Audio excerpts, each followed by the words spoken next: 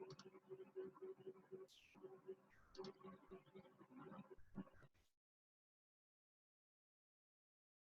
Everyone, हम लोग आज ऑप्टिक्स का न्यू वीडियो स्टार्ट कर रहे हैं जिसमें हम लोग प्लेन सरफेस से रिफ्रैक्शन को ही आगे कंटिन्यू करेंगे। इसमें कुछ और टाइप के प्रॉब्लम देखेंगे। तो इसमें सबसे पहले हम कुछ प्रॉब्लम से स्टार्ट कर रहे हैं। सपोज किसी लिक्विड सरफेस पे कोई कन्वर्जेंट बीम इंसिडेंट है, कोई इस पे सपोज बीम आके गिर रही है।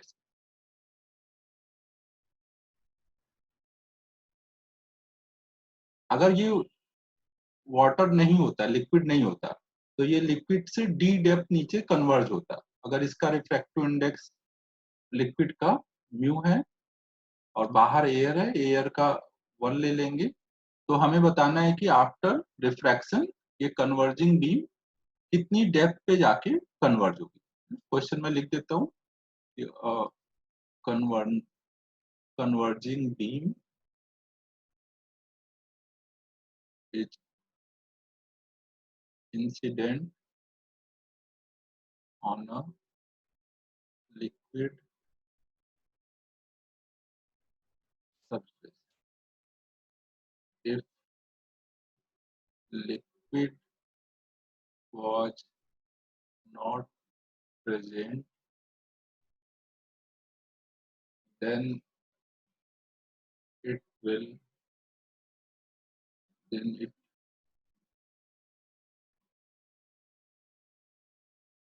then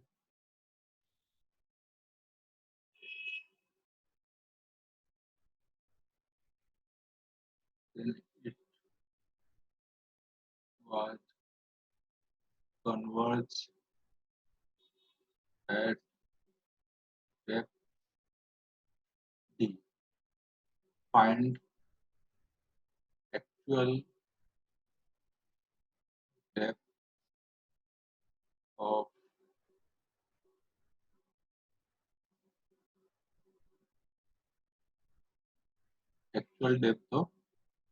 convergence. ये हमारा क्वेश्चन है। अगर लिक्विड नहीं होता तो डी नीचे जाके कन्वर्ट होता। तो अभी हो क्या रहा है यहाँ पर, देखिए जो रे आ रही होगी, तो अगर हम यहाँ नॉर्मल ऐसे ड्रॉ कर दें दोनों पॉइंट पर,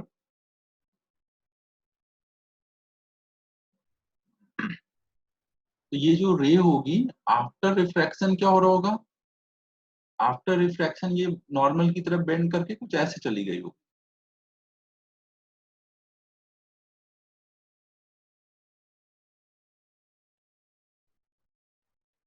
तो ये कहीं इधर मिल रहे होंगे,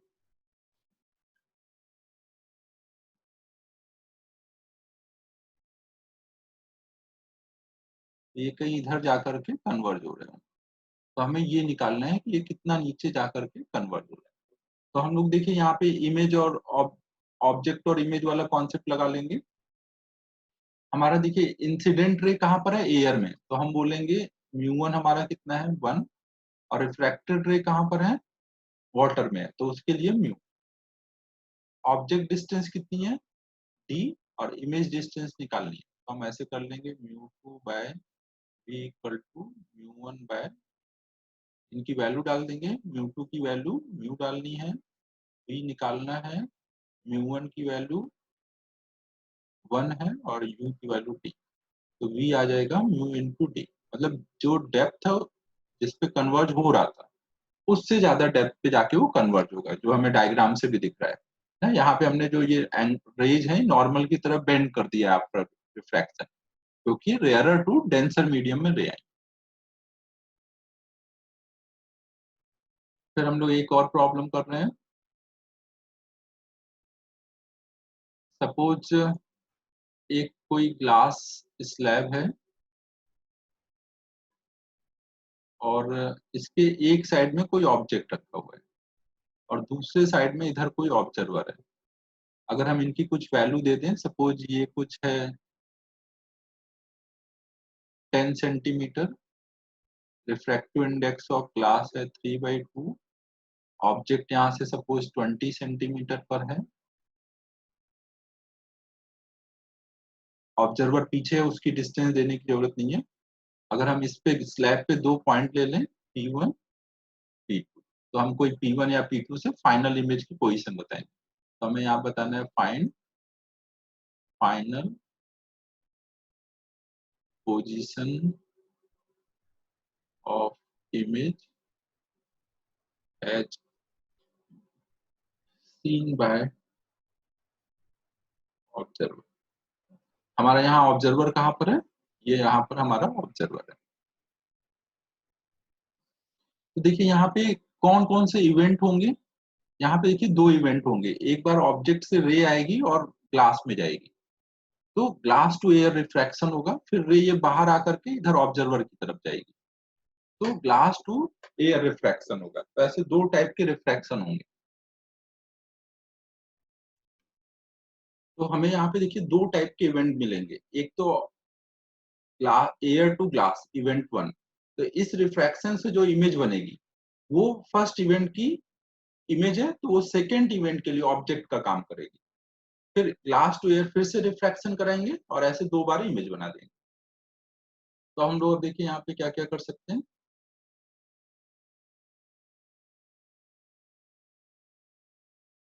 हम लोग अगर पहले इवेंट के लिए देखें, अगर हम इवेंट 1 देखें, इवेंट 1 में क्या है? एयर टू ग्लास रिफ्रैक्शन होगा।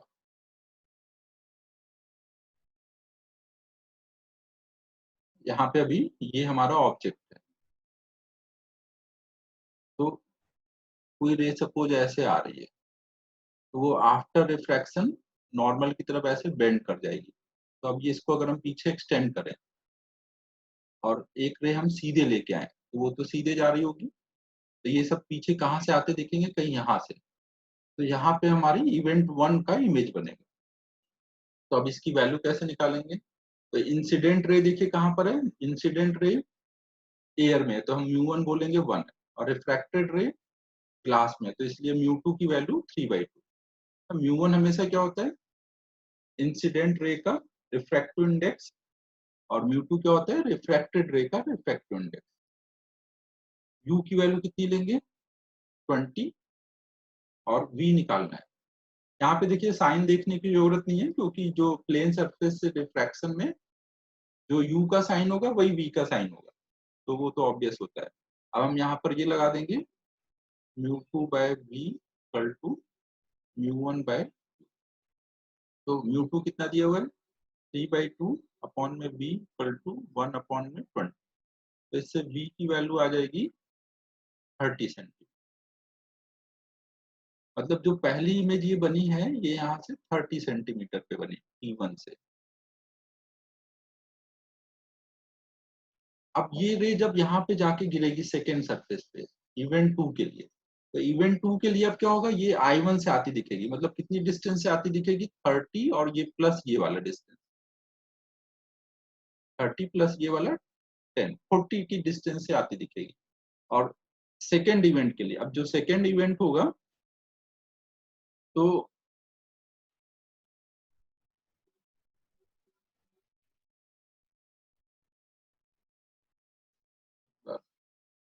कर देता हूँ, फिर से लिखता हूँ।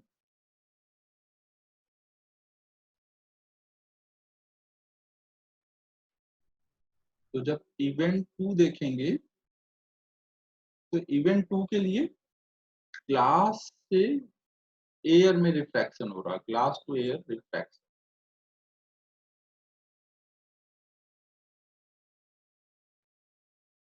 तो सेकेंड इवेंट के लिए इंसिडेंट रे मतलब म्यू1 कहाँ पर है? ग्लास में, तो म्यू1 कितना पकड़ेंगे? 3/2, और म्यू2 रिफ्रैक्टेड रे कहाँ जाएगी? एयर में, मतलब 1, और यू कितना पकड़ेंगे? अब हमारा बाउंड्री सेकेंड रिफ्रैक्शन के लिए ये है, तो P2 से सारी डिस्टेंस मेजर करेंगे, तो वो कितना हो जाएगा? 10 प्लस 30, तो यू की वैल्यू कितनी हो गई? 40 सेंटीमीटर।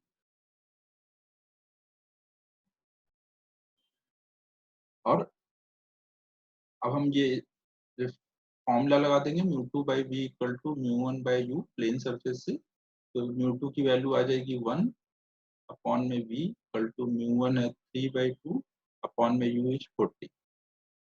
तो इससे में v की वैल्यू आ जाएगी 40 इंटू 2/3 मीन्स 80/3। तो 80/3 मतलब करीब 26.66 के करीब। तो यहाँ पे हुआ क्या होगा, सेकेंड सरफेस से जब रिफ्रैक्शन हुआ होगा,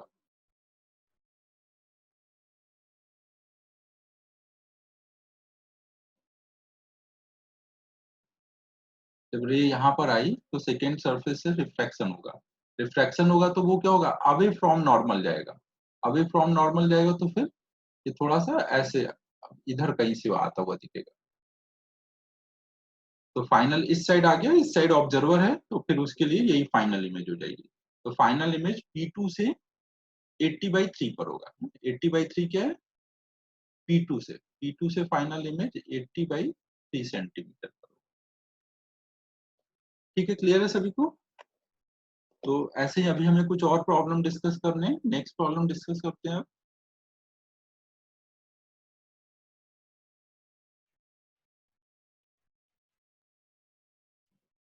तो अब नेक्स्ट प्रॉब्लम में देखिए क्या है, ऐसा कुछ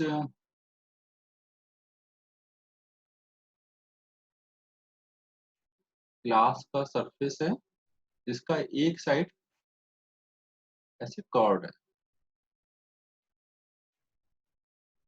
तो कर्व कर दिया है, जिसका कुछ रेडियस है सपोज 20 सेंटीमीटर और ये थिकनेस है कुछ 10 सेंटीमीटर और इसके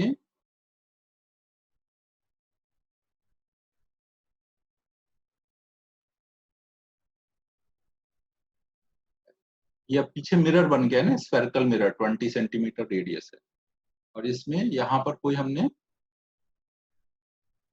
ऑब्जेक्ट रख दिया है। सपोज ये ऑब्जेक्ट कुछ 30 सेंटीमीटर पर है। तो अब हमें इसकी फाइनल इमेज बतानी है। इस बार देखिए ऑब्जर्वर जो होगा वो इस साइड ही होगा, क्योंकि मिरर के पीछे ऑब्जर्वर नहीं खड़ा हो सकता। अभी क्या होगी, ऑब्जेक्ट से रे जाएगी, रिफ्रैक्ट करेगी, वो इंसिडेंट 1 होगा, फिर मिरर पे जाके टकराएगी, वो इंसिडेंट 2 होगा, इवेंट 2, फिर वापस आके रिफ्रैक्ट होगी तो वो इवेंट 3। यहाँ पे टोटल 3 इवेंट के बाद जाके फाइनल इमेज बन पाएगी। तो हम लोग ऐसे एक एक इवेंट कराते जाएंगे और हर एक इवेंट के बाद जो इमेज आएगी वो अगले इवेंट के लिए ऑब्जेक्ट लेकर के आगे चलेंगे। तो इसमें देखिए यहाँ पर पहले इवेंट के लिए मान लीजिए रे ऐसे आ रही है, तो आफ्टर रिफ्रैक्शन वो बेंड कर जाएगी और थोड़ा पीछे से आती दिखेगी कहीं तक। ये हमारा ऑब्जेक्ट हो गया, ये हमारी फर्स्ट। तो हम बोल सकते हैं इवेंट 1 जो है उसमें एयर टू ग्लास रिफ्रैक्शन होता है।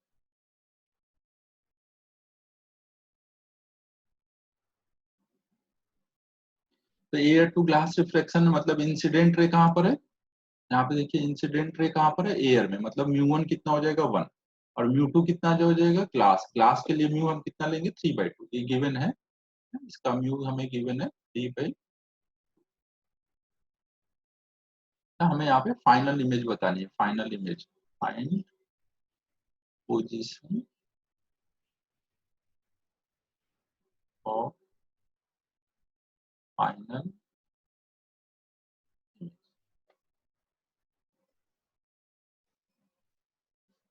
तो हम लोग अब यहाँ पे ग्लास टू एयर रिफ्रैक्शन कराएंगे तो म्यू 1 कितना पकड़ेंगे 1 और म्यू 2 कितना पकड़ेंगे 3/2 और यू कितना लेंगे 30 सेंटीमीटर और वी निकालना है। इंसिडेंट रे और रिफ्रैक्टेड रे के अकॉर्डिंग मैंने म्यू लिख दिया है। अब यहाँ फॉर्मूला लगा दूंगा μ2/v इक्वल टू म्यू 2 की वैल्यू 3/2, v निकालना है, म्यू 1 की वैल्यू 1 और u की वैल्यू 30। तो इससे v की वैल्यू आ जाएगी 45 सेंटीमीटर। ठीक है, क्लियर है सभी को यहाँ तक।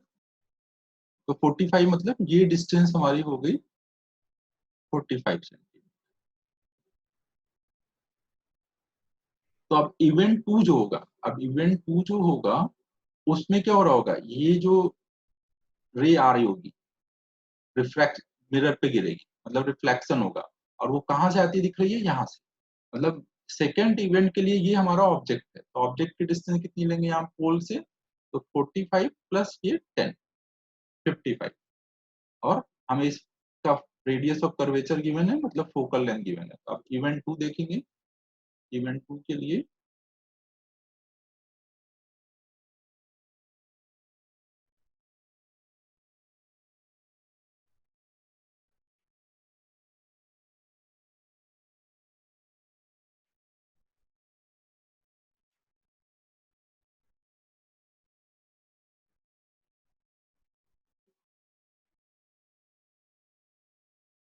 हम लोग इवेंट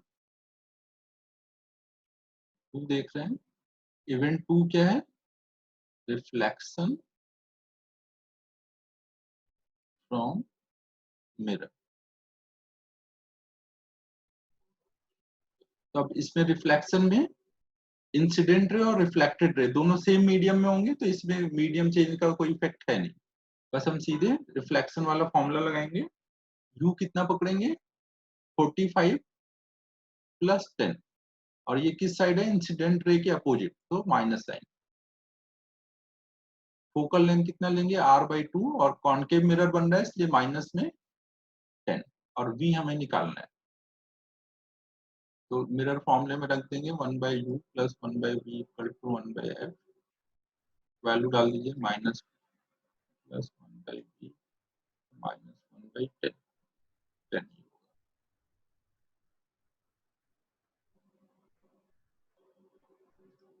ये हमारा 10 आ गया।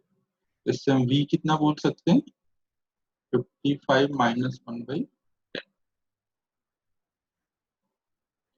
तो इसको हम सॉल्व करेंगे जब, तो इससे में v आ जाएगा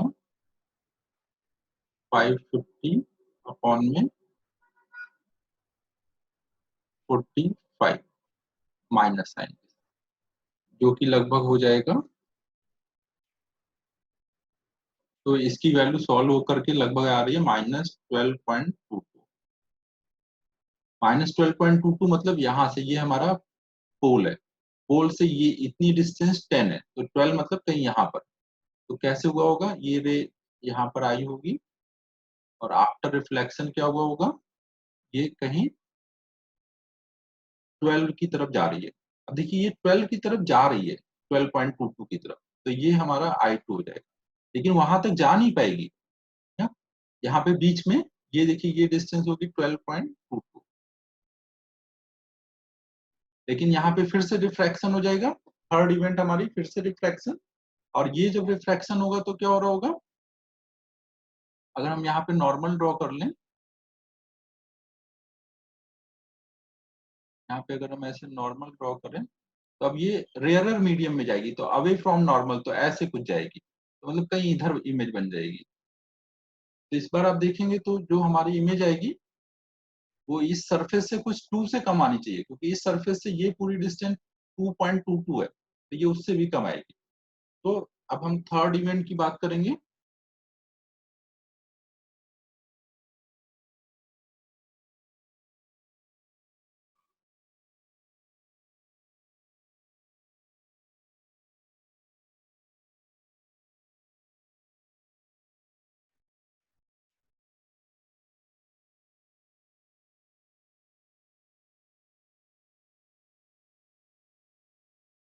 तो अब हम जब थर्ड इवेंट देखेंगे, तो उसमें फिर से क्या हो रहा होगा, ग्लास टू एयर रिफ्रैक्शन हो रहा होगा,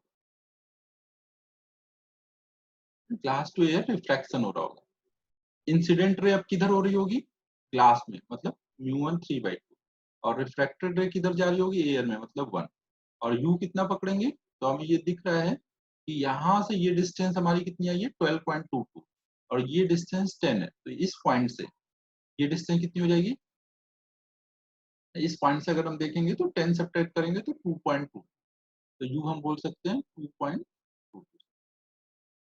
तो इस बेसिस पे हम बोलेंगे mu two by v equal to mu one by two, सबकी वैल्यू डाल देंगे। म्यू टू कितना है 1, v equal to mu one कितना है 3/2 और यू कितना है 2.2। तो इससे वी की वैल्यू आ जाएगी 2.22 इंटू 2/3। इसकी हम वैल्यू निकाल लेंगे 4.44/3, जो लगभग आ जाएगा 3.48 सेंटीमीटर के करीब आ गया, 2 से भी कम आया 2.22 से। तो आई होप कि सबको क्लियर है क्या हुआ है। जितने इवेंट आते जा रहे हैं वैसे वैसे हम लोग ऐसे रिफ्रैक्शन कराते जाएंगे। ऐसे हम और भी प्रॉब्लम कर सकते हैं। तो अब एक नेक्स्ट प्रॉब्लम मैं आपको देता हूँ, आप पहले ट्राई करिएगा फिर उसका सोल्यूशन देखिएगा।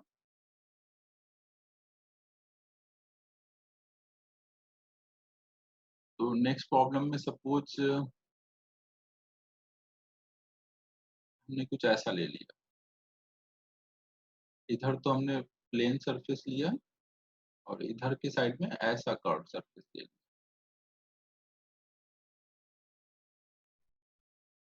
और इधर वाला साइड इसका सिल्वर्ड है, मतलब पीछे कॉन्वेक्स मिरर बन गया। आर की वैल्यू कुछ हमने 20 सेंटीमीटर ले ली, ये थिकनेस कुछ 10 सेंटीमीटर ले लिया,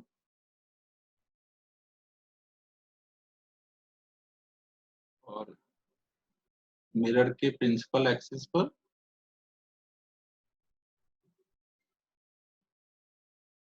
एक यहाँ पे ऑब्जेक्ट रख दिया।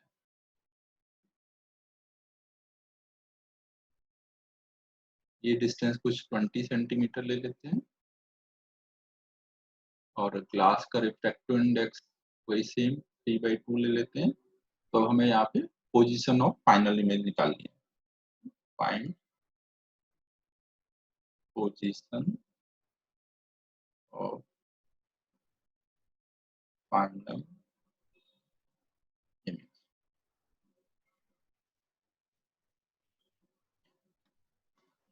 तो फिर से हम लोग सब कुछ वही सेम करेंगे जैसे लास्ट प्रॉब्लम में किया था। तो आप पहले पॉज करके एक बार ट्राई कर लीजिए, उसके बाद फिर आगे देख लीजिए। तो हम लोग पहला यहाँ पे स्टार्ट करते हैं, इवेंट वन।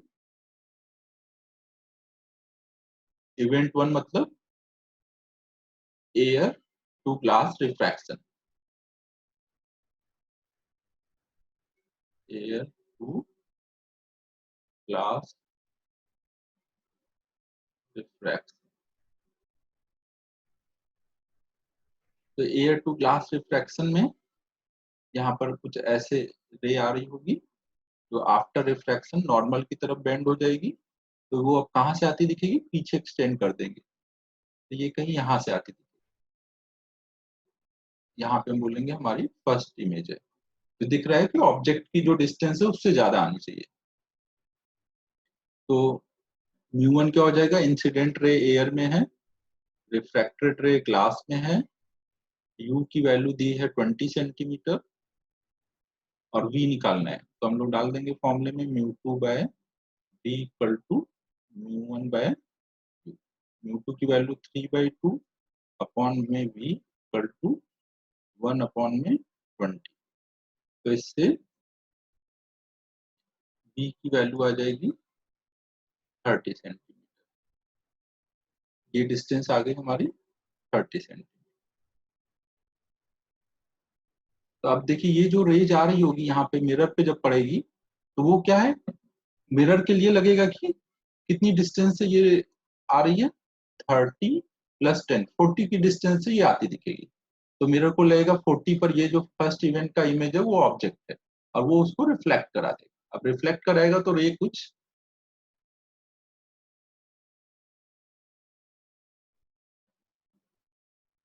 यहाँ से ऐसे रिफ्लेक्ट होगा तो कहीं उसकी पीछे इमेज बनती दिखेगी। कॉन्वेक्स मिरर हमेशा क्या करता है, अपने पोल और फोकस के बीच में इमेज बना देता है। तो वही सिचुएशन कुछ आ जाएगी, इधर कहीं इवेंट टू का इमेज आ जाएगा। तो इवेंट टू की इमेज अब लोकेट कर लेते हैं।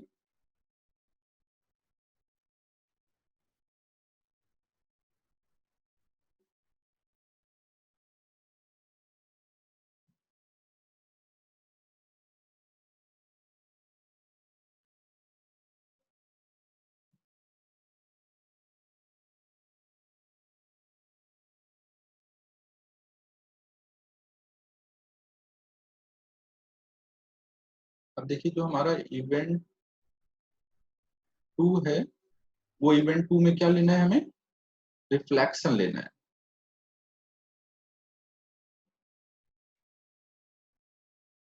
तो रिफ्लेक्शन के लिए यू कितना पकड़ेंगे, तो यू हमें दिख रहा है कि ये 30 है और ये 10, टोटल 40 सेंटीमीटर। तो यू हमारा, और वो इंसिडेंट रे के अपोजिट साइड में है, तो -40। फोकस कितना पकड़ेंगे, कॉन्वेक्स मिरर बनाए तो उसके लिए प्लस में r/2 मतलब 10 सेंटीमीटर, और v निकालना है। तो अब इस फॉर्मूले में डाल देंगे 1/u plus 1/v equal to 1/f 1/u minus 40 plus 1/v equal to 1/f। तो v आ जाएगा इससे 1/10 प्लस 1/50, मतलब 50 एलसीएम हो जाएगा 5 प्लस 1, तो v आ जाएगा 50/6 मतलब 25/3, अराउंड 8.33। तो दिख रहा है ना, फोकस इसका कितने डिस्टेंस पे आता है, 10 पे आता है पीछे, r/2, r 20 है तो ये 10 पे आता है, तो यहाँ का इमेज है 8.33 पर, ये इमेज बनी। अब ये इस इमेज से जो रेज आ रही होंगी वो अब फिर से रिफ्रैक्ट होंगी और उसकी कहीं हमें इमेज बनेगी, तो ये हमारा यहाँ पर इवेंट 3 हो जाएगा। तो अब इवेंट 3 में फिर से क्या हो रहा है, रिफ्रैक्शन हो रहा है। अब क्या हो रहा है, ग्लास टू एयर रेज आ रही है, ग्लास टू एयर जा रही है और रिफ्रैक्ट होके कहीं यहाँ से आती दिखेगी, इधर कहीं से, इधर कहीं इमेज बन रही है। तो अब वो देख लेते हैं।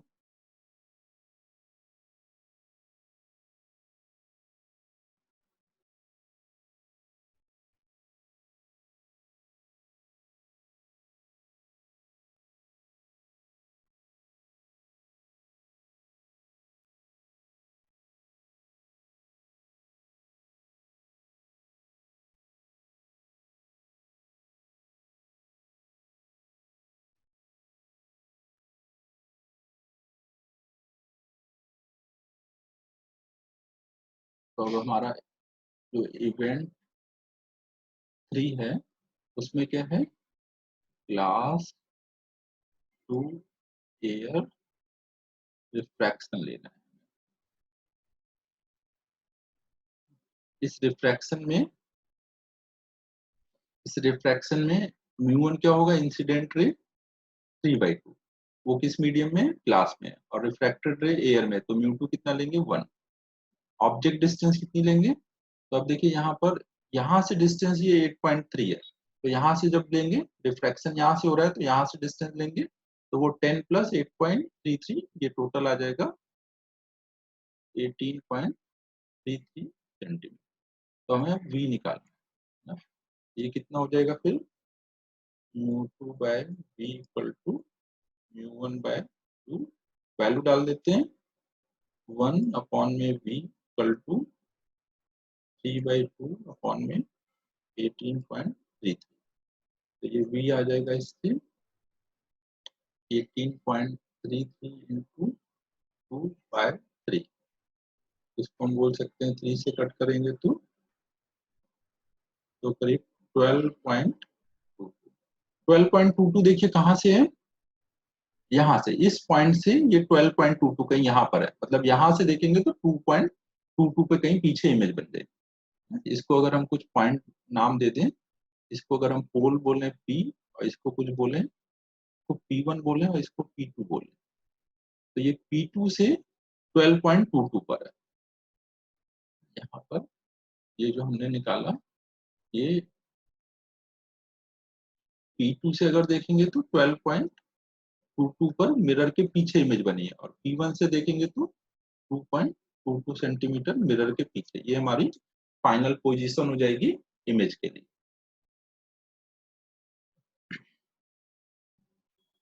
अब हम लोग नेक्स्ट स्टार्ट कर रहे हैं, अगर रिफ्रैक्टिव इंडेक्स वेरिएबल हो तो वहां पे कैसे हम लोग रिफ्रैक्शन कराएंगे। तो नेक्स्ट पॉइंट है अब हमारा रिफ्रैक्शन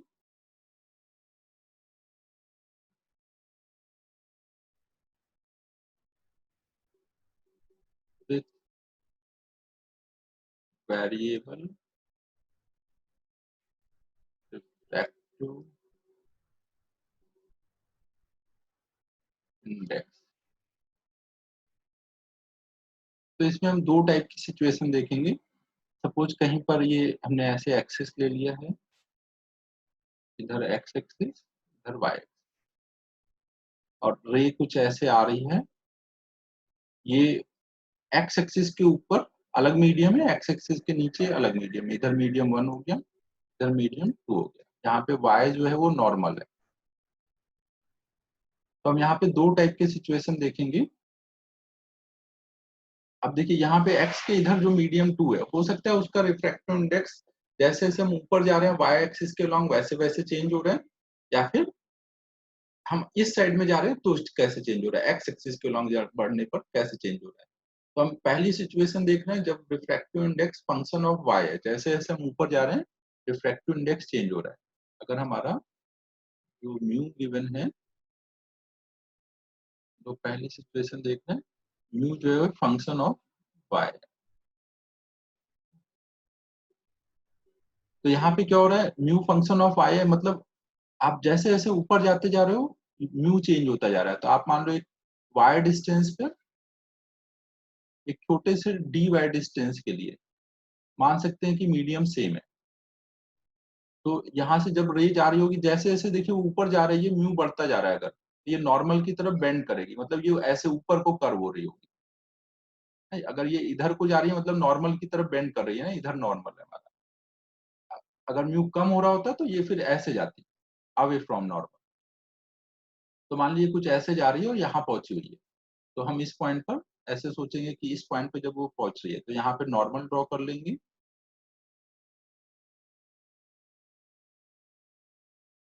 ये मान लीजिए यहाँ पे जब आया था तो थीटा एंगल ऑफ इंसिडेंस था, और यहाँ पर एंगल ऑफ इंसिडेंस फाई है। तो हमें पता है कि हर एक मीडियम, हर एक जगह पर म्यू इंटू साइन थीटा का प्रोडक्ट कांस्टेंट होगा। हमने मीडियम 1 मान लिया है कि एयर है ना, मीडियम 1 हमने एयर माना है। तो हम लोग ऐसे बोल सकते हैं 1 into sine theta equal to mu into sine phi. तो इससे साइन फाई की वैल्यू आ जाएगी साइन थीटा अपॉन में म्यू। म्यू मतलब फंक्शन ऑफ वाई। अब देखिए यहाँ पे हम tan फाई अगर निकालें, अगर मैं इसको ऊपर और एक्सटेंड करूं तो ये फाई है तो ये भी फाई होगा, तो ये एंगल कितना होगा, ये एंगल होगा 90 माइनस फाइव। 90 माइनस फाइव जो है इसको हम बोल सकते हैं इस पॉइंट पे जो मैं टेंजेंट बनाऊंगा उस टेंजेंट का एक्स एक्सिस से एंगल बनेगा। मतलब टेंजेंट का यहाँ स्लोप कितना होगा, टेंजेंट का स्लोप हो जाएगा tan 90 माइनस फाइव। इसको हम लोग बोलेंगे स्लोप। स्लोप ऑफ टेंजेंट मतलब dy बाई डी एक्स। तो हमें यहाँ पे पता चल गया cot phi equal to dy by d x. अब cot फाई पता है तो हम यहाँ से sin फाई निकाल लेंगे।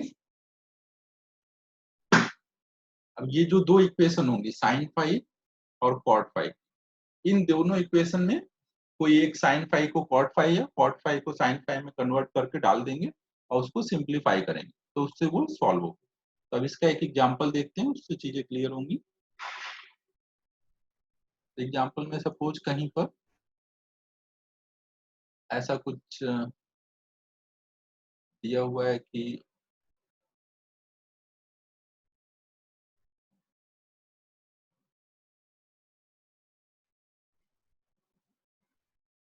कोई रे ऐसे इस लाइन के लॉन्ग आ रही है,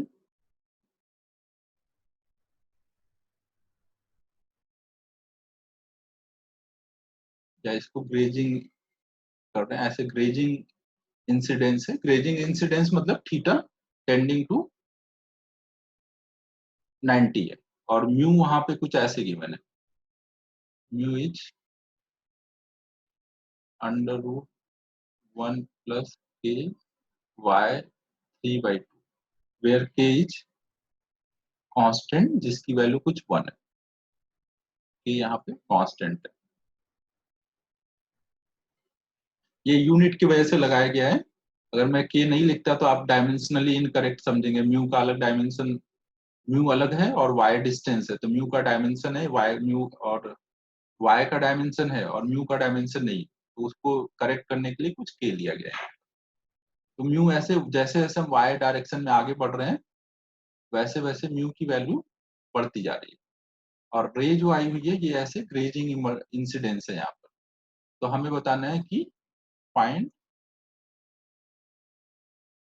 इक्वेशन ऑफ रिफ्रैक्टेड रे। यहाँ पे जो रे जाएगी वो कुछ अब नॉर्मल की तरफ बेंड होते हुए कुछ ऐसे जा रही है, तो हमें इसकी इक्वेशन बतानी है। ये कुछ एक्स एक्सिस हो गया, ये कुछ वाई। यहाँ पे आप ऐसे कई सारे मीडियम ले सकते हैं डी वाई थिकनेस के, जो कि थोड़ी देर के लिए जिनको आप यूनिफॉर्म मान सकते हैं, ऐसे बहुत सारे मीडियम आप मान सकते हैं। तो हम इनिशियल पॉइंट और बीच में किसी पॉइंट पर स्नेल्स लॉ लगा देंगे। तो मान लीजिए कि हम लोग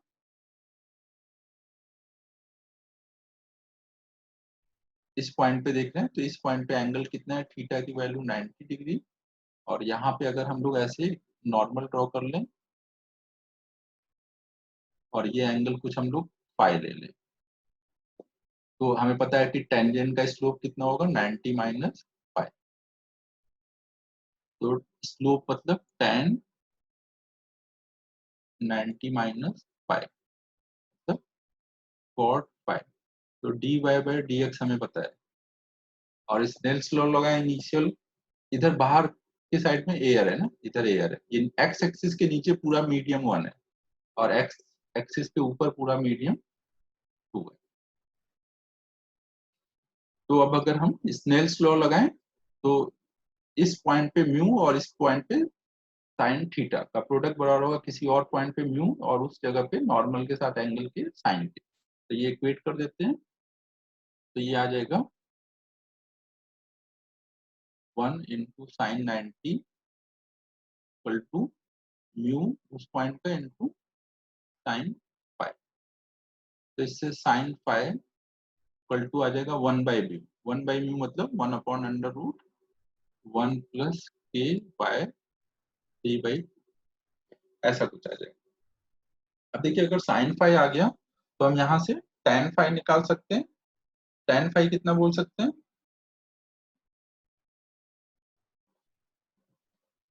या फिर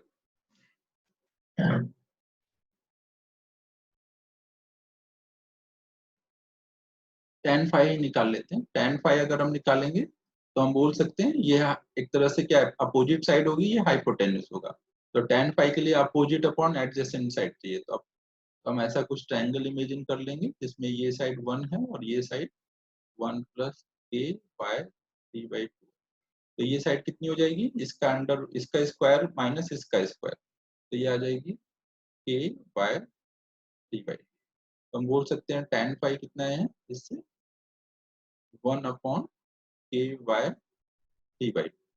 मतलब cot फाइव कितना बोल सकते हैं, cot फाइव सीधे निकाल लेना था k/3/2। अब हमारे पास एक तो इक्वेशन 1 है और एक इक्वेशन 2 है, इन दोनों को सॉल्व करेंगे। तब इन दोनों को सॉल्व कैसे करेंगे, तो अब इसको थोड़ा रब कर लेते हैं।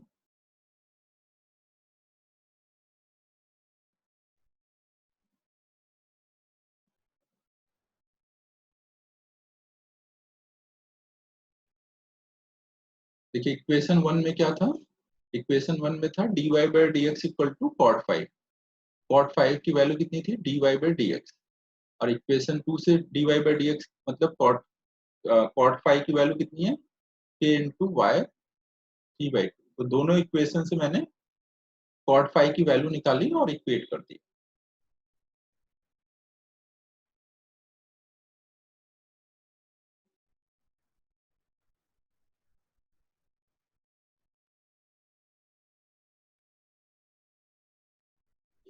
तो यहाँ पर अब हमें इक्वेशन चाहिए, तो y वाले टर्म एक साइड कर लेंगे, k की वैल्यू डाल देते हैं, k हमारा कितना है 1 और इधर आ जाएगा dx। दोनों साइड इंटीग्रेट कर लेंगे, तो x इक्वल टू आ जाएगा इंटीग्रल y -3/2 dy। जब x और y दोनों 0 थे, फिर जब ये कुछ y पे पहुंचा तो x कोऑर्डिनेट x है, तो इधर x इक्वल टू आ जाएगा y के पावर -1/2 अपॉन -1/2। तो ये हमारा आ जाएगा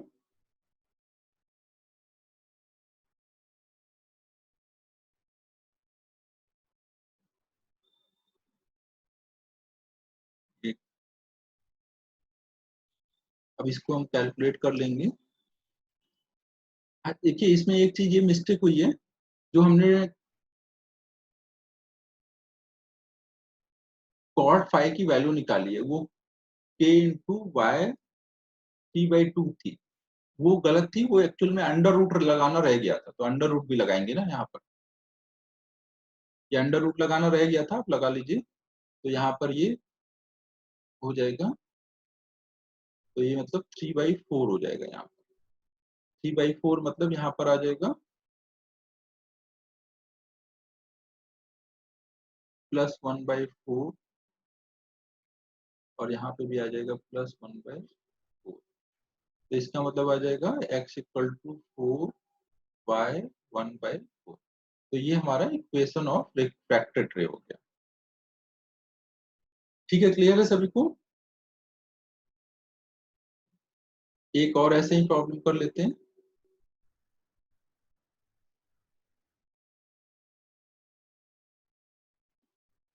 सपोज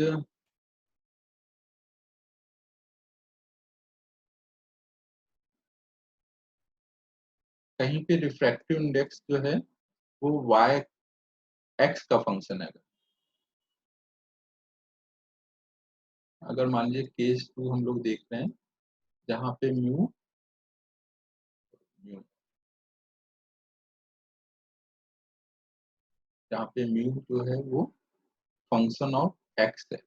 फंक्शन ऑफ x होगा तो वहां पे देखिए क्या हो रहा होगा, जैसे जैसे हम x एक्सिस के लॉन्ग आगे बढ़ रहे हैं, जैसे जैसे हम x एक्सिस के लॉन्ग आगे बढ़ रहे हैं, वैसे वैसे मीडियम चेंज होता जा रहा है। तो इसका मतलब आप अब ये y के इधर और इधर देख रहे हैं ऐसे, y एक्सिस से मीडियम चेंज हो रहा है, y एक्सिस के इधर अलग मीडियम है, y एक्सिस के इधर अलग मीडियम है। इधर कुछ हम बोलेंगे मीडियम 1, ये सब मीडियम 1 है, और इधर वाला साइड ये मीडियम 2 है, जिसमें ये x जो होगा अब नॉर्मल का काम करेगा। और आप ऐसे सोच सकते हैं कि x डिस्टेंस पे dx थिकनेस का अगर हम ऐसे ले लें, तो x डिस्टेंस पे ऐसे dx थिकनेस का, तो उसका म्यू सेम है। ऐसे dx वाले म्यू वाले मीडियम है, जो आगे जैसे जैसे हम बढ़ रहे हैं वैसे वैसे मीडियम का म्यू चेंज होता जा रहा है। तो यहाँ पे अगर कोई रे ऐसे इंसिडेंट है, तो इस बार एंगल हम एक्स एक्सिस से लेंगे, इसको थीटा पकड़ेंगे। ये ध्यान रखिए, जब जिस एक्सिस के लॉन्ग म्यू चेंज होता है वही एक्सिस हमारा नॉर्मल का काम करता है। अगर म्यू फंक्शन ऑफ एक्स है तो वही नॉर्मल हो जाएगा, म्यू फंक्शन ऑफ वाई है तो वही एक्सिस नॉर्मल होगा। अब ये कुछ मान लीजिए यहाँ पे ऐसे जा रहा है, तो अब हम यहाँ पे ऐसे नॉर्मल ड्रॉ करेंगे एक्स एक्सिस के पैरेलल, ये एंगल मान लिया फाई है। अब देखिए यहाँ पे जो आप टेंजेंट ड्रॉ करेंगे, टेंजेंट भी अब ये ऐसे ही जाएगा, तो टेंजेंट के लिए भी अब एक्स एक्सिस के साथ जो एंगल आप देखेंगे ये फाई ही आएगा, अपोजिट एंगल ये फाई के। तो यहाँ पे इस बार जो स्लोप होगा dy/dx, वो आप सीधे बोल सकते हैं tan फाई। तो एक ये इक्वेशन आ जाएगी। दूसरी स्नेल्स लॉ से, इसके इधर का कुछ मान लीजिए एयर है y एक्सिस के इस साइड, और y एक्सिस के इस साइड मीडियम है, तो y एक्सिस के इधर इस पॉइंट पे अगर हम देखेंगे तो म्यू कितना है 1 into sine theta equal to, इस पॉइंट पे देख रहे हैं तो इस पॉइंट पे वहां का म्यू इंटू उस पॉइंट पे नॉर्मल के साथ एंगल फाई।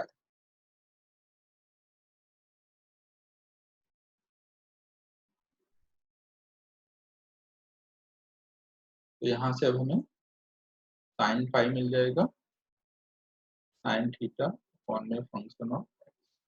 तो ये दो इक्वेशन हो गए। अब ये tan फाई से साइन फाई निकालिए या साइन फाई से tan फाई निकाल के दोनों इक्वेट करके सॉल्व कर लेंगे। तो इस पे एक हम लोग प्रॉब्लम करते हैं।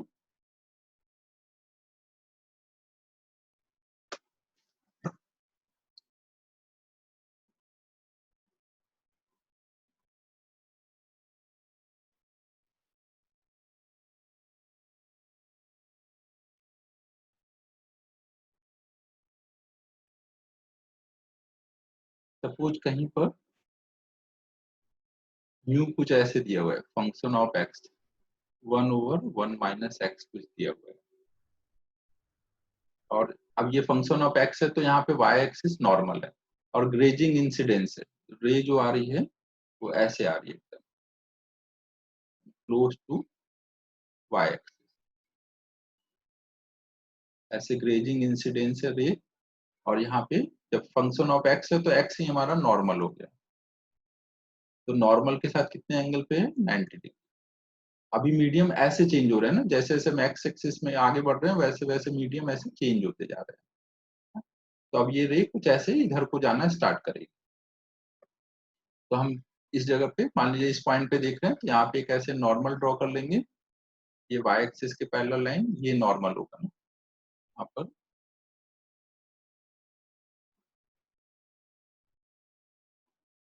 ये लाइन एक्स एक्सिस के पैरेलल वाली लाइन नॉर्मल है और ये एंगल मान लिया फाई है। तो हमें अगर यहाँ पे रिफ्रैक्टेड रे की इक्वेशन वगैरह कुछ निकालनी है तो हम लोग क्या क्या लिख लेंगे,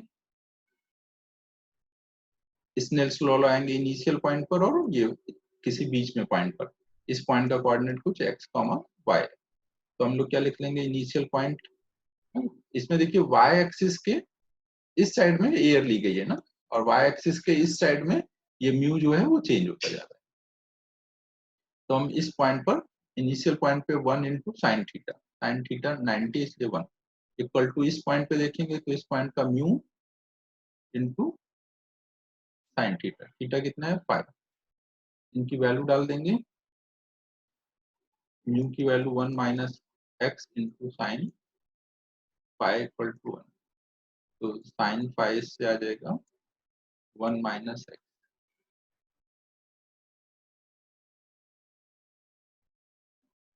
इसमें देखिए x पे कंडीशन रही होगी ये मीडियम कुछ डिस्टेंस तक रहा होगा, तो दैट कि इसकी वैल्यू एक लिमिट से ज्यादा चेंज ना करे, -1 तक ही जाए।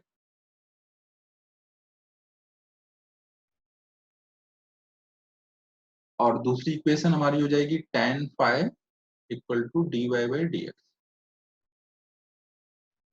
तो अगर हमें tan फाइव पता है तो अब यहाँ sin फाइव का यूज करके अगर हम tan फाइव निकालें तो ये कितना हो जाएगा, एक ट्रायंगल ले लेते हैं जिसमें ये साइड 1 - x हो गई, ये 1 हो गई, तो ये साइड बोल सकते हैं √1 का स्क्वायर माइनस 1 - x का स्क्वायर। तो ये कितना हो जाएगा, ये कितना हो जाएगा 2x - x स्क्वायर। तो tan फाइव आ जाएगा यहाँ से, इक्वेशन 1 का यूज करें अगर तो उससे tan फाइव की वैल्यू आ जाएगी 1 - x upon 2x - x square equal to dy/dx। दोनों इक्वेशन का यूज करके मैंने tan फाइव निकाला और उसको इक्वेट कर दिया। अब आगे का कैलकुलेशन है, कैलकुलेशन हम लोग कर सकते हैं, कैलकुलेशन अब हम लोग कर लेते हैं। इसमें देखिए अगर हम लोग यहाँ पे देखिए ये बहुत इजी है कैलकुलेशन, अगर ये वाला पार्ट को आप fx मानेंगे तो इसका डिफरेंशिएशन करेंगे तो यही ऊपर पार्ट है 2 कॉमन करने के बाद, तो fx है f'(x) है, हम लोगों ने क्लास में कई बार किया है, आप कर लीजिए, ये आराम से कर सकते हैं। इसको fx मानिए, डिफरेंशिएट करिए, 2 कॉमन करिए तो ये f'(x) आ जाएगा। आप सिंप्लीफाई अब कर सकते हैं। अब आगे का पार्ट कर लीजिए, मैं वो नहीं कर रहा हूँ। ये dy इक्वल टू हो जाएगा 1 - x upon 2x - x square, इसको सॉल्व कर लीजिए। तो तरीका समझ गए, जिस एक्सिस के अलॉन्ग म्यू चेंज होगा वो नॉर्मल हो जाता है। यहाँ पे जब हमारा ऐसे चेंज हो रहा है म्यू तो हम उसके परपेंडिकुलर ऐसे मानेंगे dx dx थिकनेस के मीडियम है, और ये सारा क्या होगा, ये एक्सिस उसका नॉर्मल है। तो हर एक जैसे जैसे हम आगे बढ़ रहे हैं अलग अलग मीडियम में रे एंटर करती जा रही है, तो इस हिसाब से हम लोग ऐसे सॉल्व करते हैं। अब हम लोग नेक्स्ट टॉपिक स्टार्ट कर रहे हैं, टोटल इंटरनल रिफ्लेक्शन, जिसको हम लोग शॉर्ट में बोलेंगे TIR।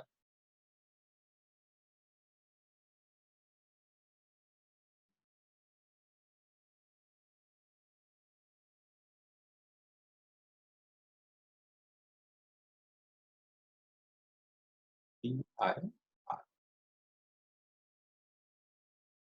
देखिए TIR के लिए हम ऐसे समझ सकते हैं, मान लीजिए कहीं पर ये बाउंड्री है, इधर मीडियम 1 है, इधर मीडियम 2 है और ये यहाँ पे कुछ ऐसे नॉर्मल है।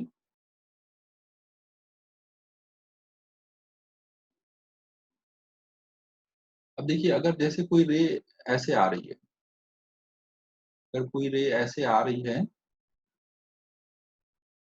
इस डायरेक्शन और अगर हमने मीडियम 1 को डेंसर लिया है, TIR ध्यान रखिएगा हमेशा डेंसर टू रेयरर होगा, वो अभी आप समझ जाएंगे कि ऐसा क्यों होगा। अगर हमने मीडियम 1 डेंसर लिया और मीडियम 2 रेयरर लिया है, तो आफ्टर रिफ्रैक्शन क्या होगा यहाँ पर? आफ्टर रिफ्रैक्शन जो हमारी रे होगी वो नॉर्मल से अवे जाएगी, कुछ ऐसे जा रही होगी। तो यहाँ पे अगर हम एंगल निकालें तो ये एंगल अगर कुछ आई है तो ये आर होगा। तो यहाँ दिख रहा है कि जो आर है वो ग्रेटर देन आई होगा। अब मैं अगर आई को इंक्रीज करना शुरू करूं तो आर भी इंक्रीज होगा। ये मैं इंक्रीज का सिंबल बनाया ना, ऊपर के साइड में एरो मतलब इंक्रीज हो रहा है, नीचे के साइड एरो बनाऊंगा मतलब डिक्रीज हो रहा है। कांस्टेंट के लिए हॉरिजॉन्टल लाइन। तो अगर मैंने आई को इंक्रीज किया, मैं आई इंक्रीज करूंगा तो और इंक्रीज होगा। बट ये आर मैक्सिमम कहाँ तक जा सकता है? ये आर इंक्रीज होते होते मैक्सिमम कितना जाएगा? 90 तक जा पाएगा। तो जिस आई के लिए ये 90 पहुंच गया, उस एंगल को हम बोलेंगे क्रिटिकल एंगल। अब अगर मैंने आई को उससे ज्यादा बढ़ाया तो क्या होगा? तो अब क्रिटिकल एंगल में आने के बाद तो आर बढ़ने का चांस ही नहीं है, तो फिर ये रे वापस इसी मीडियम में रिफ्रैक्ट हो जाती है। तो जब हमारा आई की वैल्यू एक पर्टिकुलर एंगल पे आ जाएगा जिसको हम बोलेंगे क्रिटिकल एंगल, तो उस एंगल पे उसको सी से रिप्रेजेंट करेंगे। तो उस टाइम पे आर की वैल्यू 90 डिग्री हो रहा होगा। तो वहां पे डायग्राम कैसा बन रहा होगा? वहां पे देखिए कुछ ऐसा डायग्राम बनेगा।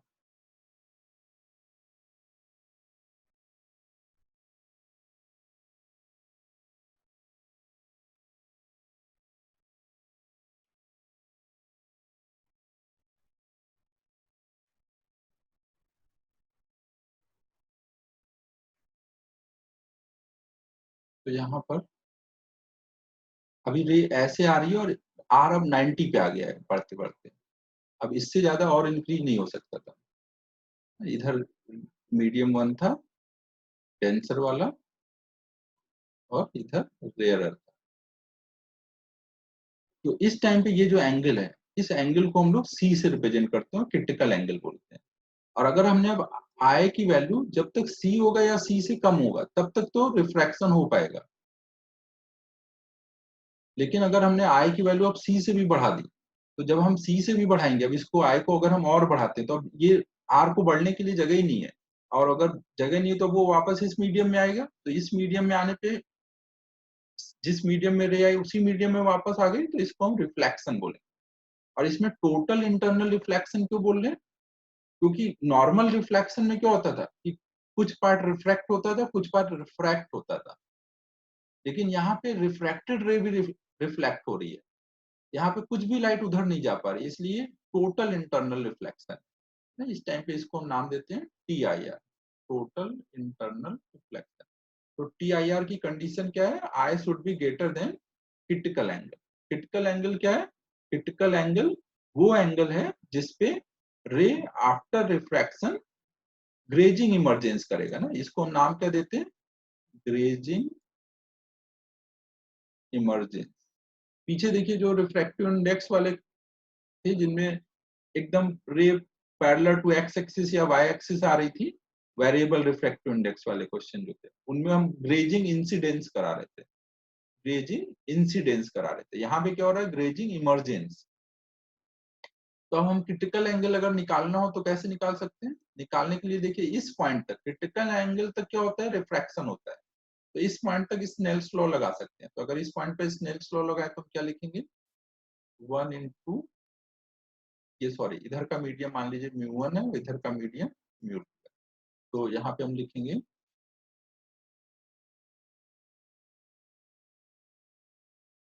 μ1 into sine i equal to μ2 into sine r, r कितना हो रखा है 90। तो हम इससे बोल सकते हैं कि साइन आई, आई की वैल्यू अभी कितनी बोलेंगे सी, तो सी इक्वल टू क्या हो जाएगा म्यू टू अपॉन म्यू। तो हमेशा ध्यान रखिए क्रिटिकल एंगल निकालना है तो आपके पास दो रिफ्रैक्टिव इंडेक्स रहेंगे, और हमेशा डेंसर टू रेयरर के लिए ही पॉसिबल है ये चीज। तो आप कम वाला रिफ्रैक्टिव इंडेक्स अपॉन ज्यादा वाला करोगे, क्योंकि साइन सी हमेशा 1 से कम आना चाहिए। साइन सी 1 से कम कब होगा, जब कम वाला रिफ्रैक्टिव इंडेक्स अपॉन ज्यादा वाला करोगे। कहीं पे भी दो मीडियम दिए जाए और साइन सी पूछा जाए तो साइन सी इक्वल टू कम वाला म्यू अपॉन ज्यादा वाला म्यू।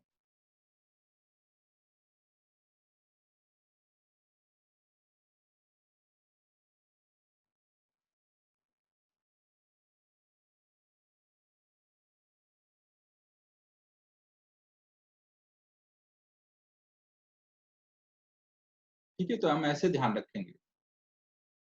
अब देखिए अगर हम यहाँ पर डेविएशन देखें, आय का वैरी कर रहे हैं और फिर देखिए डेविएशन कितना हो रहा है। तो डेविएशन देखिए जब तक, मान लीजिए अभी हम लोग एक सिचुएशन देख रहे हैं जिसमें डेंसर टू रेयरर रेज आ रही है। हम लोग यहाँ पर एक सिचुएशन देख रहे हैं जिसमें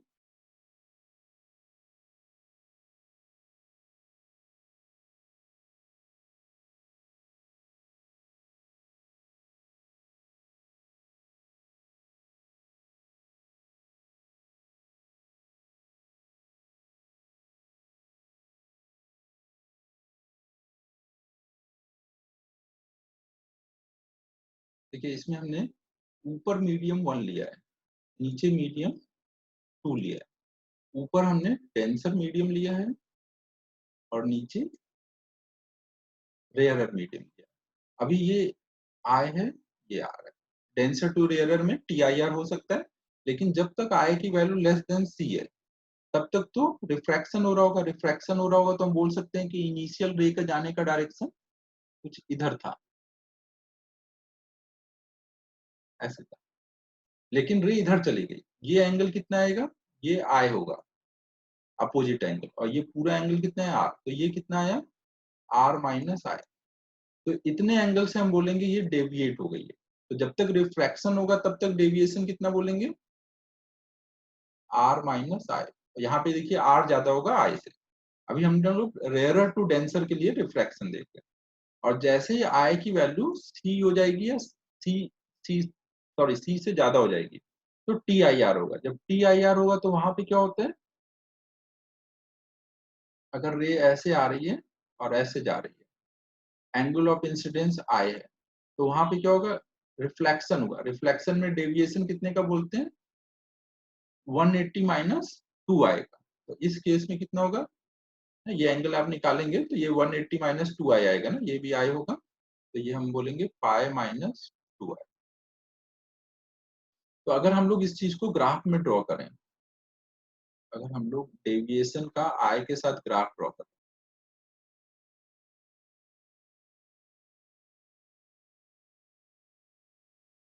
तो जब तक ये क्रिटिकल एंगल तक नहीं पहुंच जाएगा आई, तब तक अलग ग्राफ बनेगा, और क्रिटिकल एंगल के बाद अलग बनेगा। क्रिटिकल एंगल के बाद देखिए ग्राफ कैसा होगा, आई और डेल्टा का ग्राफ स्ट्रेट लाइन आ जाएगा, निगेटिव स्लोप पॉजिटिव इंटरसेप्ट। और उसके पहले क्या होगा, जैसे जैसे आप आई बढ़ा रहे होंगे आर बढ़ रहा होगा, जैसे जैसे आप आई बढ़ाएंगे आर बढ़ेगा, और आर ज्यादा बढ़ता है आई से, तभी ये जल्दी इधर पहुंच जाता है। तो यहाँ पे ये जैसे जैसे आर ज्यादा बढ़ेगा तो डेल्टा तेजी से बढ़ेगा, तो आई जो हम बढ़ाएंगे तो डेल्टा तेजी से बढ़ता है ऐसे। तो यहाँ पे कुछ ऐसा ग्राफ आएगा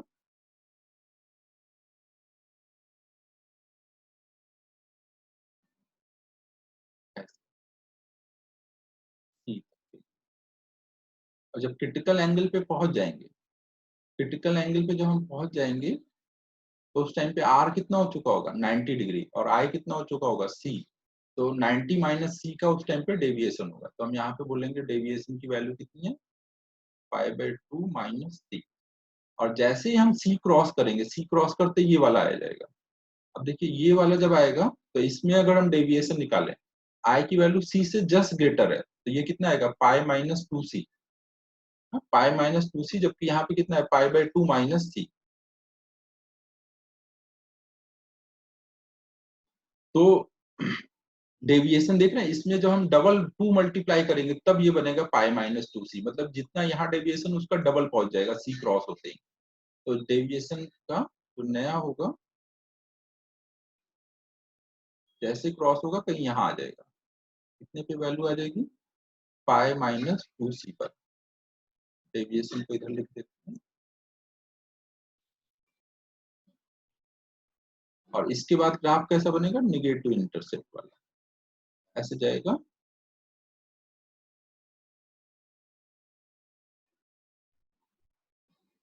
और आय को हम मैक्सिमम कहाँ तक बढ़ा सकते हैं, इस आय को अगर हम बढ़ाएंगे तो ये आय बढ़ाते बढ़ाते मैक्सिमम कहाँ तक जाएंगे, 90 तक।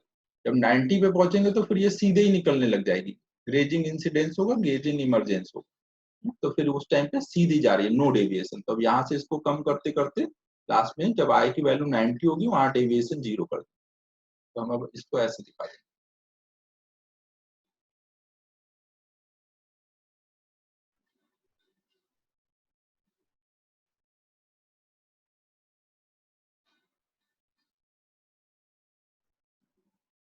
जब आई की वैल्यू 90 हो रहा होगा तब डेविएशन 0 हो चुका होगा।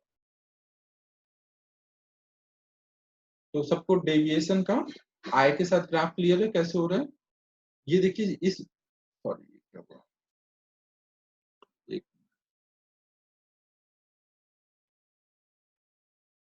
तो यहाँ पे देखिए शुरू में जब हम आय को बढ़ा रहे हैं तो ये तेजी से बढ़ा है, इसलिए देखिए अब टेंजेंट ग्राफ बना है। अब टेंजेंट मतलब उसमें तेजी से इंक्रीज होता है, और सी के बाद रिफ्लेक्शन हुआ तो इसमें इस इक्वेशन के अकॉर्डिंग ग्राफ बना है, यहाँ पे हमने इसके अकॉर्डिंग बनाया।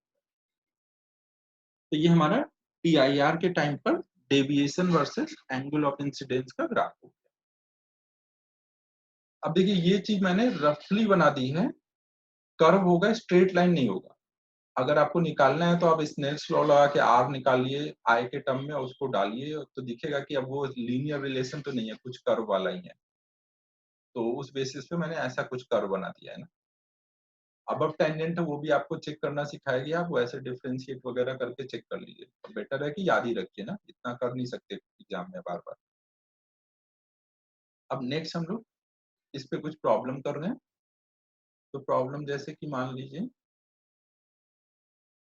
एक कोई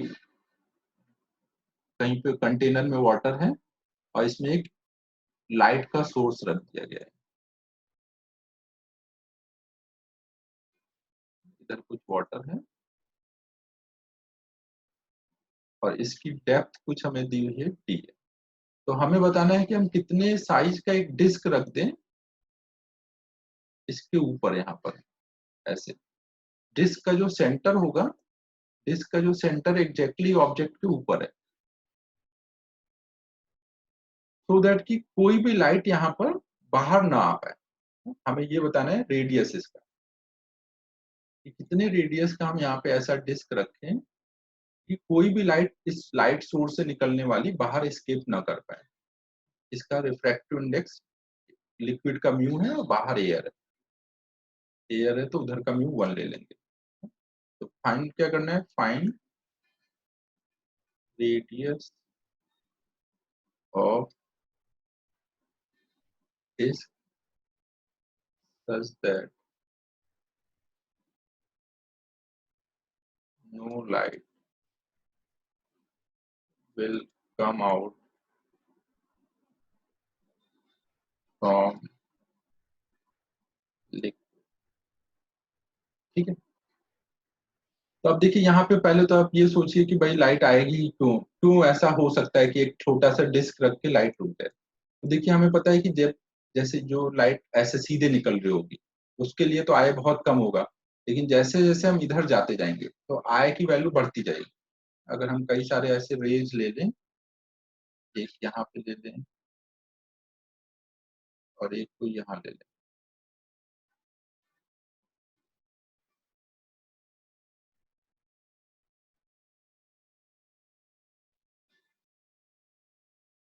अगर हम यहाँ पे नॉर्मल ड्रॉ करें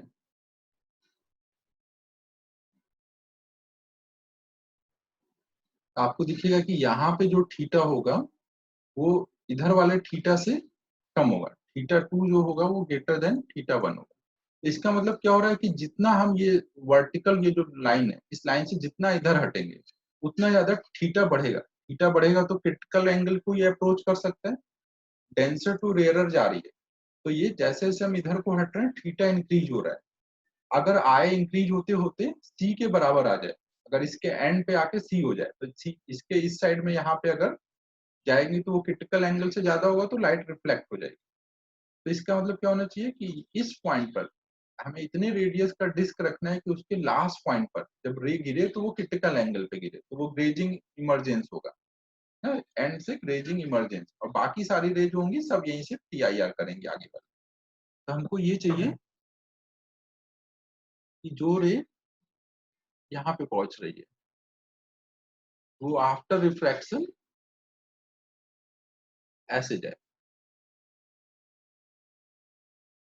तो इसका मतलब यहाँ पे ये जो रहे ये नॉर्मल के साथ क्रिटिकल एंगल पे आ रही है। अगर ये यहाँ पर क्रिटिकल एंगल पे आ रही है सी एंगल पे, तो ये फिर 90 पे जा रहा होगा। तो फिर बाकी जो आगे की रेज होंगे उनके लिए फिर थीटा सी से ज्यादा होगा।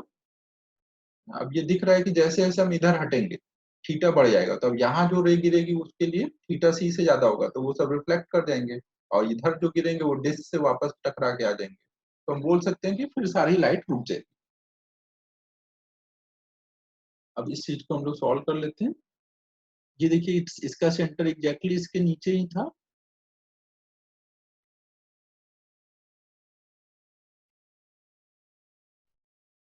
अब ये एंगल अगर सी है तो ये ऑल्टरनेट एंगल ये भी सी होगा, और हमें पता है कि ये डिस्टेंस डी है, ये आर है।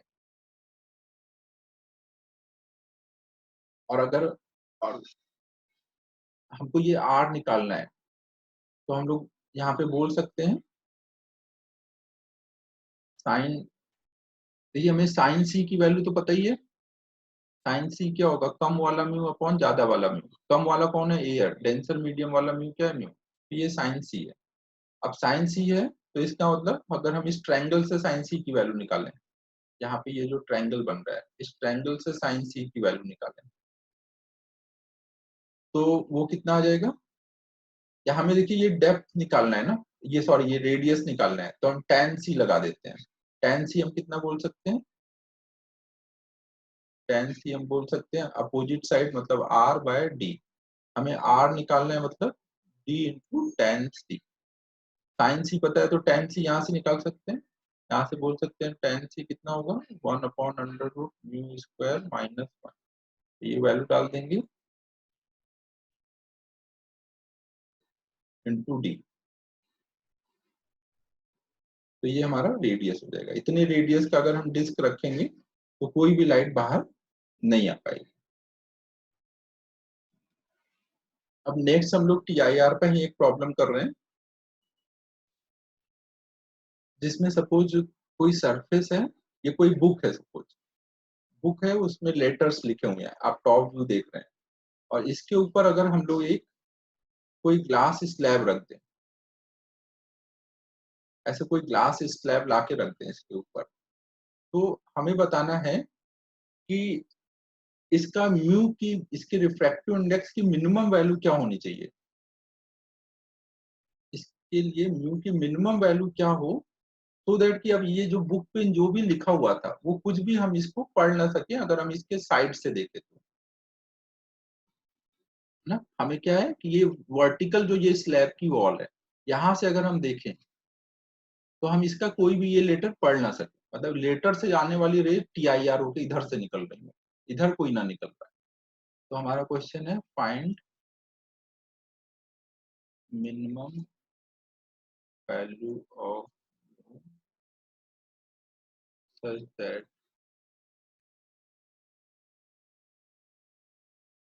nothing, no letters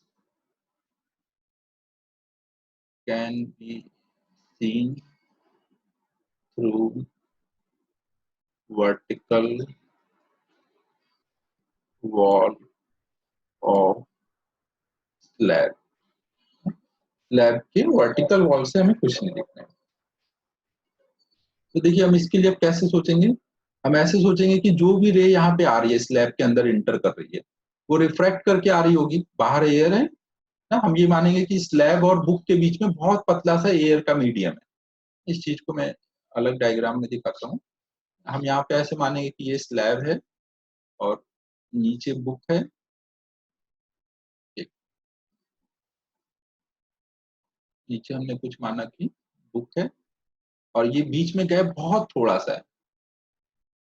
ये गैप जो है, ये गैप जो है tending to very small, air है वहां पर, इसमें एयर है, हमें लगता है कि कुछ नहीं है लेकिन वहां पे भी थोड़ा एयर रहेगा।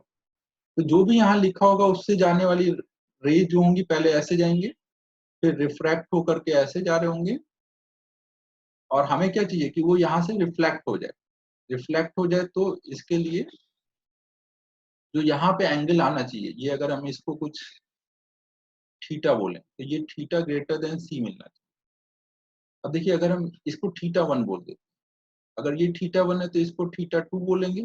थीटा वन और प्लस थीटा टू का सम कितना आएगा? Theta one plus theta two का सम हमारा कितना आएगा? 90 डिग्री। हमको क्या चाहिए कि यहाँ पे जो भी थीटा वन हो वो सारे के सारे क्रिटिकल एंगल से बड़े हों, और थीटा वन का अगर सबसे छोटा वैल्यू भी अगर क्रिटिकल एंगल से बड़ा हुआ तो सारी वैल्यू बाकी इस क्रिटिकल से बड़े होंगे। तो हमको क्या चाहिए? थीटा वन की सबसे छोटी वैल्यू भी अगर क्रिटिकल एंगल से बड़ी हो गई तो ये हर एक रे फिर यहाँ से रिफ्लेक्ट होगा। तो इसकी सबसे छोटी वैल्यू अगर हमें लेनी है तो इसका मतलब थीटा की कौन सी वैल्यू लेनी पड़ेगी? थीटा टू की। इन दोनों का सम हमेशा कांस्टेंट आएगा 90। अगर मुझे इसकी मिनिमम वैल्यू चाहिए तो इसकी मैक्सिमम वैल्यू चाहिए। और इसकी मैक्सिमम वैल्यू कितनी हो सकती है? अगर रे बाहर से आ रही है, अगर इसकी मैक्सिमम चाहिए तो बाहर से जो रे आ रही है वो एंगल भी मैक्सिमम चाहिए। तो मैक्सिमम कितने एंगल पे रे आ सकती है बाहर से? 90 डिग्री पर। मतलब अगर एकदम जो ग्रेजिंग इंसिडेंस वाली रेज है,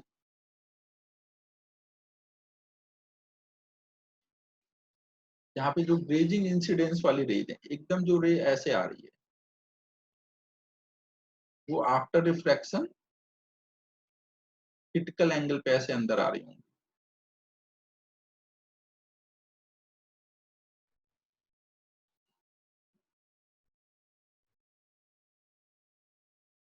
हमने ये सी बढ़ाया तो ये थीटा टू बढ़ गया, थीटा टू बढ़ के कितना हो गया?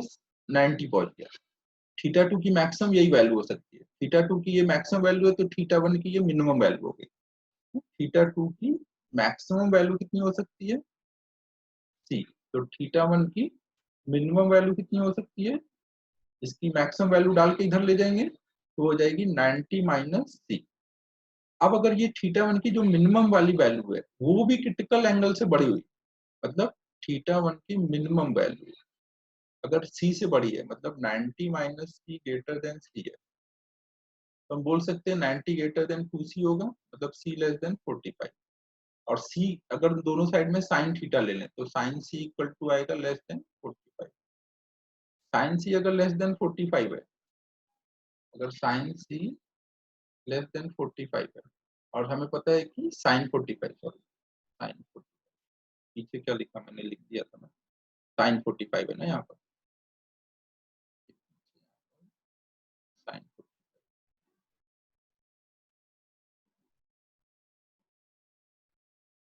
तो साइन सी हमारा है लेस देन 1/√2, और साइन सी को हम क्या लिखेंगे? 1/μ।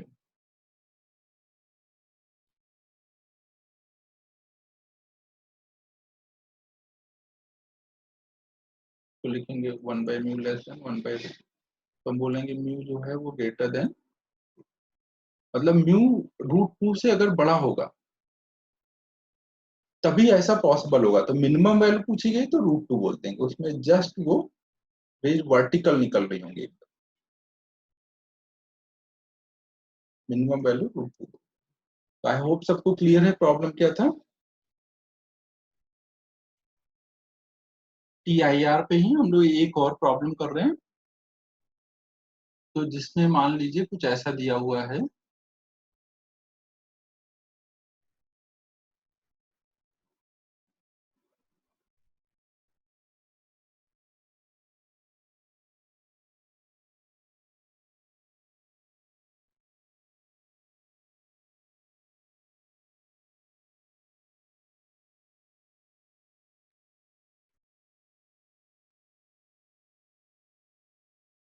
इसमें कुछ ऐसा दिया हुआ है कि एक ग्लास का ऐसे आर रेडियस का और डी थिकनेस का हमने सरफेस लिया है। इसका ये जो रेडियस है ये आर है और इसकी जो थिकनेस ली गई है ग्लास की ये डी है। इसको कुछ ए बोल रहे हैं, ये बी, ये सी, ये डी। तो देखिए इसमें क्या था कि ये डी थिकनेस का ग्लास का ऐसा हमने एक अरेंजमेंट बनाया है। इस पार्ट का रेडियस आर है।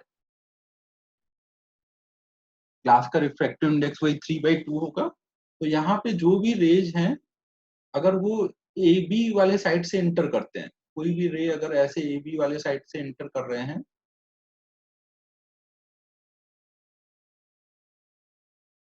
तो हमें ये बताना है कि इसमें डी और आर का रेशियो कितना रखना है कि वो सी डी वाले साइड से बाहर आए। कोई भी रे यहाँ से बाहर इधर से ना निकल पाए कर्ड पार्ट से, उसको सी डी वाले साइड से बाहर आना है। तो हमें बताना है कि म्यू की वैल्यू क्या रखनी चाहिए। ये डी हर जगह डी है ना, यहाँ पे हर जगह ये जो थिकनेस होगी वो डी होगी। तो जो भी रे यहाँ पे आई, अभी जो भी रे ऐसे इंटर कर रहे हैं वो सब यहाँ सी डी वाले साइड से बाहर है, यहाँ पे टी आई आर हो जाए ना। तो हमें बताना है find minimum value of d by r such that no ray will come out from curved path। तो देखिए यहाँ टी आई आर होगा तभी ऐसा हो पाएगा।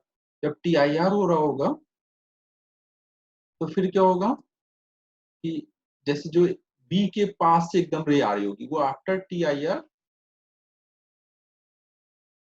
कुछ ऐसे सी के क्लोज से निकलेगी।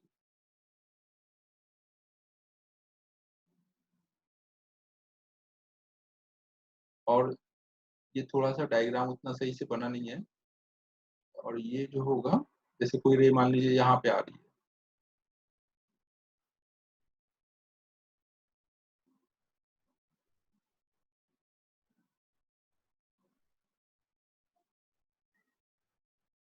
ये थोड़ा सा डायग्राम गड़बड़ है। ये ए के एकदम क्लोज आने वाली रेज कुछ इधर डी के क्लोज से ऐसे निकल रही है,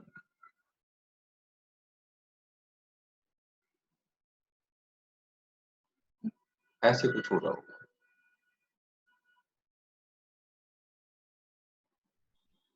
तो हमें कर्ड पार्ट से अगर बाहर नहीं आने देना है तो इसका मतलब क्या हुआ कि यहाँ टी आई आर कराना है। अगर हमें टी आई आर कराना है और ये हमारा देखिए आर रेडियस का कर्ड पार्ट है, तो अगर हमें यहाँ से इसका ऐसे नॉर्मल वाली लाइन से रेड सेंटर से मिलाऊं ये पॉइंट्स को तो ये नॉर्मल हो जाएगी डॉटेड लाइन और ये एंगल ऑफ इंसिडेंस हो जाएगा।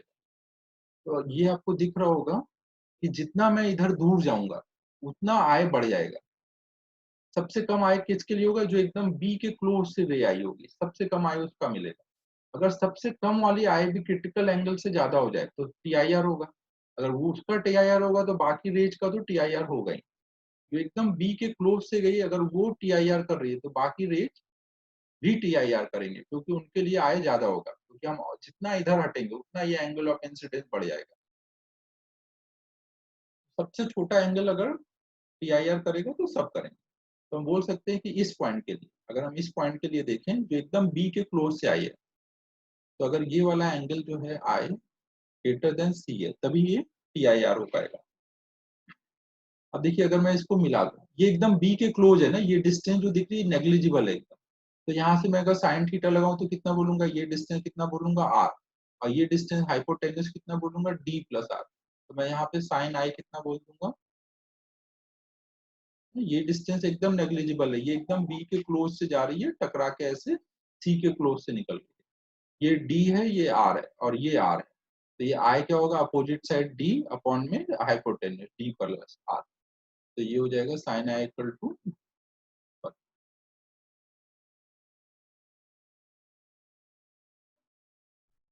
Are over r plus. अब इस वाले इनइक्वालिटी में वैल्यू डाल देते हैं, इसमें दोनों साइड में साइन ले लेते हैं, तो sine i greater than sine C. Sine i की value r over r plus d है और ये greater than sine C. Sine C क्या होगा 1 अपॉन म्यू, म्यू कितना 3/2, कम वाला म्यू अपॉन ज्यादा वाला म्यू ये लगा। तो इससे हमें मिल गया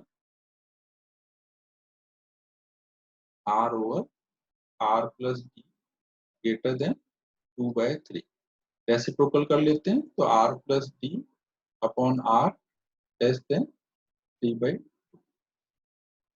इसको हम लिख सकते हैं 1 plus d by r less than 3/2, मतलब d by r should be less than 1/2। तो मिनिमम वैल्यू कितनी होनी चाहिए डी बाई आर की 1/2। डी बाई आर की मिनिमम वैल्यू हो जाएगी 1/2। अगर ऐसा है रेशियो मेंटेन तो कर्ड पार्ट से रे बाहर नहीं आ पाएगी, फिर वो इधर सी डी वाले साइड से बाहर आएगी। तो अपन ने अभी प्लेन सरफेस से रिफ्रैक्शन कंप्लीट कर लिया है। अब नेक्स्ट क्लास में मैं कर्ड सरफेस से रिफ्रैक्शन स्टार्ट करूंगा।